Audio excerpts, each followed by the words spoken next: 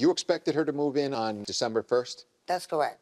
Did you expect to have fixed the bathroom ceiling to I make saw it? it as is. She could take it as is. But I called, which is... So the answer is no. You didn't No. expect to fix the bathroom No. ceiling. I want to ask you about some text message exchanges between you and the plaintiff. Yes, sir. On November 23rd, you say, "Good afternoon. Will you have the rest of the security deposit before the 12/1?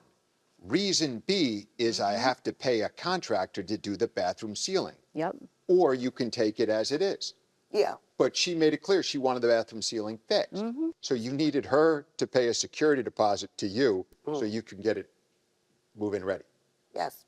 And then later on, you say, I'll be honest. "No problem. But listen, love, security deposit is for a reason."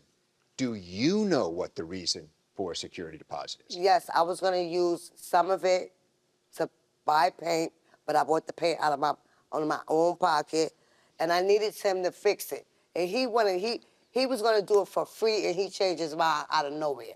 You understand a security deposit is there to protect you in case she damages the apartment, I not understand for that. you to use her money to get the apartment moving I ready. understand that. I'll open it up. I mean, you understand why after hearing that, she did not want to move in, don't you?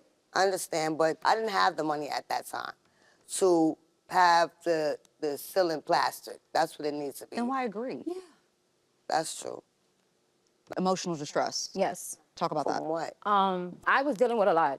I had I had a funeral around that time, and I'm prolonging to figure out whether or not I'm moving into this apartment. It's during the holidays, and I thought that I would have my apartment, I'll be able to get my, my responsibilities taken care of. I have my pets in other places where they shouldn't be because it's my responsibility. So it's just that I had a lot on my shoulder. She agreeing to this made it easier for me to be like, okay, I'm gonna have my own place. I'm gonna have a place for my dogs. They'll be able to, but I'll take care of them. It's my responsibility. I was dealing with a lot. And when she told me when she called me December 14 to tell me about what was going on with her and why it's been prolonged and why, she also made it seem like it was my fault as to why she missed out on other opportunities with people. And it's not my responsibility. If you felt like somebody was coming with a better offer, you could have took that offer and gave me back my security deposit. But I felt like the whole time she was being very shady. She wasn't trying to give me my money back. She's asking for my money during the holidays. I never seen any progress of the apartment.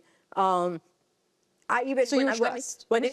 And I have anxiety. I do have, I do too. I have anxiety. I do speak with someone. And I have Ma'am, anxiety. one person at a time. Because she's sitting here. Ma'am, one person at a time. Don't let me say it again. Thank you. Yes, ma'am. I'm sorry. I don't think that she ever had the intentions of me moving in. Because even when I spoke to the mutual friend, he asked her, was everything moved out? Did she move into the apartment? Nothing was ever moved out. So do you see this as sort of a blessing? Yes, I do. All right, the parties are excused while we deliberate in this matter. Thank you both. This courtroom is now in recess. Okay, so for me, liability is pretty easy. She owes her something. The question is how much. So I would start with the security deposit. Clearly, I think that should be returned. And I would be okay with some punitive damages here. I think what the defendant did was extreme and outrageous. I think she said that she was going to rent her a property that was not in move-in condition, and then came to her before the move-in date and said, well, I can't repair it until you give me your security deposit. So I would double it, but I'm not sure about the rest. So I'm with you on that. So I think I would like to give her some punitive damages as well. So 200 plus, you're suggesting Another 200? 200? You know. I'm fine with that. I'm okay with that. Yeah. Everything else is, no. The only other thing I had a question about was dog sitting fees. Everything else she would have had to pay anyway. The question is, would she have to have paid a dog sitter anyway? I think the answer to that is yes, but I'm not sure. I'm not clear if they were staying with friends at one point, and so then she switched over to a dog sitter because she thought she was getting a place and thought it was temporary, but I don't know. these are all expenses she had to incur anyway. Okay. I'm comfortable with that. I agree. Yeah. I feel like the penalty is the punitive damages. Okay. And she did admit that she added and tacked on all these other things because of their exchange before court. Yeah. So the original amount was $500, and we're almost there. We're almost Okay. there. So All right, I'm comfortable with that. So we have a verdict for Yes. $400. Okay.